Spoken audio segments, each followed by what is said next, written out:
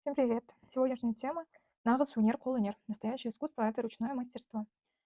Новые слова: хумра, кувшин, кожин, сумка, мешок, обычно тканевая или кожаная, сумка казахская. Болгары — это материал, кожа. Задание первое. Заттар неден жасалган айтып бер. Из чего сделаны вот эти предметы? Первое, тут ремень. Белдік болгардан жасалган. Ну, ремень сделан из кожи. Второе — хумра. Хумра саздан жасалган. Ответ. Третье — қасық. Қасық темірден жасалган. Темір — это железо. Торсық былғарыдан жасалган. Сандық ағаштан жасалган.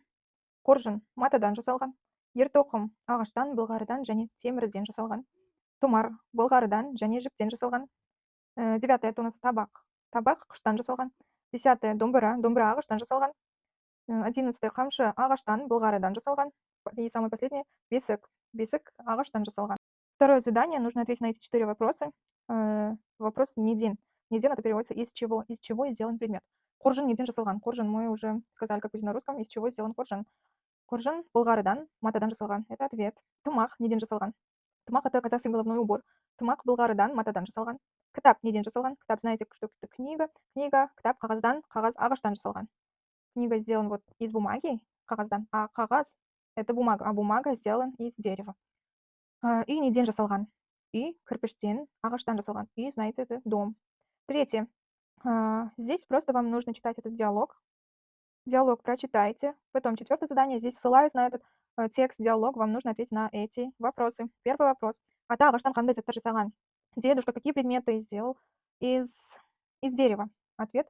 Кесе, табақ, қасық, ожау. Кесе — это пиала, табақ — это тарелка, қасық — ложка, ожау — это поварёшка.